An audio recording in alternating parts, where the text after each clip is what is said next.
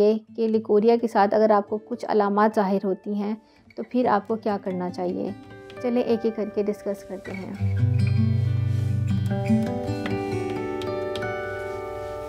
अस्सलाम वालेकुम and hello for everyone. मैं आपकी doctor Rabia Naeem, consultant gynaecologist and obstetrician. Doctor Rabia Naeem clinic के फोरम से आज आपसे बात कर रही हूँ। आज हमारा जो टॉपिक ऑफ डिस्कशन है वो है लिकोरिया। जैसे कि हमने इससे पहले वीडियो में डिस्कस किया था कि लिकोरिया क्या होता है, इसकी क्या इम्पोर्टेंस है, किसी भी फ़ीमेल की ज़िंदगी में ये होना ज़रूरी है और अगर किसी को हो तो वो इसके लिए क्या करे। आज हम इस सेशन में ये डिस्कस करेंगे कि लिकोरिया के साथ अगर आपको कुछ अलामात ज़ाहिर होती हैं तो फिर आपको क्या करना चाहिए। चलिए एक एक करके डिस्कस करते हैं।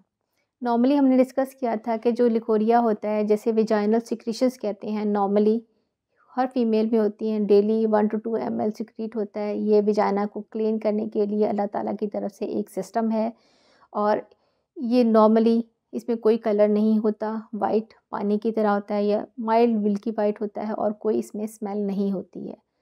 अब हम डिस्कस करेंगे कि अगर इनके साथ कोई एबनॉर्मलिटी जुड़े तो आपको क्या करना चाहिए या क्या हो सकता है। इसमें सबसे पहले होती है तो हम डिस्कस करते हैं कि इसकी अमाउंट पे।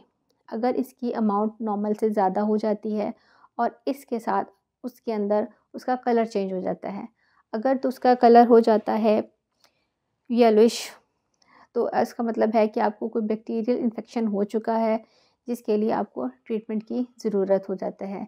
और अगर इसके कलर में आपको ग्रेइश टच आता है या उसके अंदर आपको फ्रॉथी सी झाग नुमा सी उसकी कंसिस्टेंसी हो जाती है और आपको उसके साथ ख़ारिश हो जाती है, तो ये एक ऐसा इन्फेक्शन है जिसको हम कहते हैं, इसको ट्राइकोमोनास वैजिनालिस एक इन्फेक्शन होता है जो फीमेल्स को हो जाता है और सिंपल ट्रीटमेंट लेने से ये ठीक हो जाता है।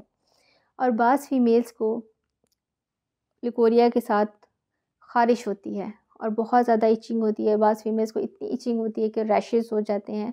अगर आपको इचिंग है और रैशेज़ हो गए हैं तो इसके लिए आप अपने डॉक्टर से ज़रूर कंसल्ट करें, क्योंकि ये नॉर्मली नहीं होता। क्योंकि इसमें आपको अपने कुछ टेस्ट ज़रूर करवाने चाहिए, जैसे ये डायबिटीज़ में अपनी ब्लड शुगर लेवल चेक कराएं। ये अनीमिया, जिसको लोगों को खून की कमी होती है, उनको भी ये प्रॉब्लम होती है। अपना ब्लड टेस्ट करा के अपनी एचपी का लेवल ज़रूर चेक कराएं कि कहीं आपको एचपी कम तो नहीं, खून की कमी तो नहीं और डायबिटीज़ तो नहीं। क्योंकि जब तक बेस नीचे से ठीक नहीं होगी, टोटल रियल काज ठीक नहीं होगी, ये इन्फेक्शन फिर बार बार हो जाते हैं। या आप कोई ऐसी क्रॉनिक डिजीज़ से गुजर रहे हैं जिसकी वजह से आपको प्रोलॉन्ग एंटीबायोटिक का यूज़ करना पड़ता है, तो उसको भी बेटर तरीके से एवेलुएट कराएं ताकि आपका इस इन्फेक्शन से आप उनको ठीक कर सकें। और ये इन्फेक्शन अगर किसी फ़ीमेल को हो जाते हैं तो इसके लिए बहुत सी सिंपल मेडिसिन होती हैं कि हमें एंटी फंगल मेडिसिन होती हैं, वो मिलती हैं। आप उसको ओरली भी यूज़ कर सकते हो, लोकली भी अप्लाई कर सकते हो और सिंगल एप्लीकेशन से या बाज़ औक़ात 1 वीक की एप्लीकेशन से ये बिल्कुल ठीक हो जाता है। बाज़ लोगों को वाजाइनल डिस्चार्ज हो रहा था लेकिन इसमें बहुत स्मेल होती है, पस्सी होता है, तो उसको ज़रूर चेकअप कराएं। उसके लिए एक टेस्ट हम करवाते हैं जिसे कहते हैं हाई वेजाइनल स्वैब टेस्ट कराया जाता है ताकि पता चले कि कौन सा बैक्टीरिया यहाँ पे ग्रो कर रहा है जो कि इन्फेक्शन कर रहा है, ताकि उसके अकॉर्डिंगली उसका ट्रीटमेंट किया जाए। नॉर्मली बहुत सी एंटीबायोटिक्स आती हैं जो सिंपल 1 to 2 वीक है, हम उसको कोर्स किया जाता है जिससे पेशेंट बिल्कुल ठीक हो जाता है। इसलिए अगर आपको साथ ब्लड स्टेन हो, ब्लड मिक्स हो लेकिन आपके मेंसेस के डेज़ भी नहीं हैं, तो इसको ज़रूर सीरियसली लें।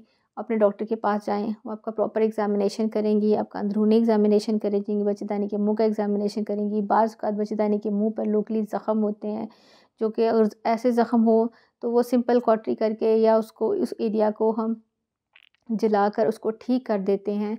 या उसके ऊपर कोई रसौली होती है, पॉलिप होता है या कोई ब्लीडिंग पॉइंट होता है जिसकी वजह से ब्लीडिंग से मिक्स होके आ रहा होता है, तो वो प्रॉपर्ली चेक हो जाता है, उसको तो ट्रीटमेंट भी उसकी कॉज़ के अकॉर्डिंगली हो जाता है। बाज़ औक़ात होता है कि बाज़ औक़ात फ़ॉरेन बॉडी होती है, बट कोई चीज़ अंदर रह जाती है, कोई फाइबर, कोई धागा या कोई कपड़ा या कोई पैड का कोई हिस्सा जिसके वजह से अंदर इन्फेक्शन हो जाता है। अगर वो भी होता जिस वजह से फ़ीमेल को बहुत ही फाउल स्मेलिंग प्रोलैंड डिस्चार्ज होता रहता है, अगर ऐसी कंडीशन है तो इन सब में आपको चेकअप करवाने की ज़रूरत है। जो वो फीमेल्स जो कि जिनको मेंसेस ख़त्म हो चुके हैं, जिनकी मेनोपॉज़ शुरू हो चुका है, अगर उनके अंदर भी ये लोकल एरिया में इनको ख़ारिश की शिकायत हो सकती है, डिस्चार्ज की शिकायत होती है। अगर ऐसा प्रॉब्लम है कि उनको इचिंग होती है, इरिटेशन होती है या माइल्ड सा ब्लड से डिस्चार्ज होता है, तो इसकी जो मोस्ट कॉमन वजह ये होती है कि जब किसी भी फ़ीमेल को मेंसेस बंद हो जाते हैं तो उसकी ओवरीज़ काम करना बंद हो जाती हैं, जिसकी वजह से उसके अंदर जिस्म के अंदर ईस्ट्रोजन हार्मोन होता है, उसकी लेवल कम हो जाता है, जिसकी वजह से उसका वजाना ड्राई हो जाता है। ड्राईनेस की वजह से उसके अंदर स्क्रैचेस आ जाते हैं और सेकेंडरी इन्फेक्शन की दूसरे बैक्टीरिया आकर उस हमला करते हैं और इन्फेक्शन कर देते हैं। इसके लिए बहुत सी लोकल एस्ट्रोजन क्रीम्स अवेलेबल होती हैं, जिनके सिंपल इस्तेमाल से ये प्रॉब्लम आसानी से हल हो जाता है। लेकिन इस उम्र में बच्चेदानी के मुंह का कैंसर, बच्चेदानी का कैंसर भी होता है।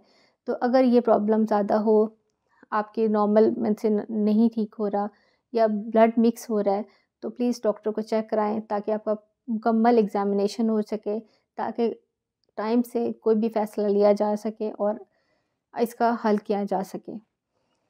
अब एक और टेस्ट होता है जो कि यूजुअली मैं सबको रिकमेंड करती हूँ, जितनी भी फीमेल्स होती हैं, जो स्पेशली जो मैरिड होती हैं, उनको हर 3 से 4 साल बाद ये ज़रूर करवाना चाहिए। इसे कहते हैं पैप स्मीयर। ये बच्चेदानी के मुँह के कुछ सेल्स लेके उसका टेस्ट किया जाता है, जो कि बच्चेदानी के मुँह को कैंसर के लिए कराया जाता है। क्योंकि बढ़ती उम्र के साथ इसका कैंसर होने का रेशो बढ़ जाता है, जिसकी वजह से और इसलिए ये वाला टेस्ट हर फीमेल को जो कि स्पेशली सेक्सुअली एक्टिव है, हर 3 साल के बाद करवाए, ताकि कोई भी प्रॉब्लम हो उसको पहले पता कर लिया जाए, इससे पहले कि वो जिस्म में फैले। ये एक स्क्रीनिंग टेस्ट है। स्क्रीनिंग का मतलब है किसी की बीमारी को आने से पहले ही पकड़ लेना। ये वाले टेस्ट होते हैं, ये करवाएं, ये आपकी सेहत के लिए बेहतरीन होते हैं। अगर आपको मेरी दी हुई इन्फॉर्मेशन अच्छी लगे तो प्लीज़ मेरे चैनल को लाइक करें, शेयर करें और सब्सक्राइब करें। अगर आपका इस मौजू से कोई सवाल हो तो प्लीज़ कमेंट्स में मुझसे पूछें, मैं आपको इसका जवाब दूँगी। और मेरे चैनल को ज़रूर सब्सक्राइब करें और शेयर करें। शुक्रिया।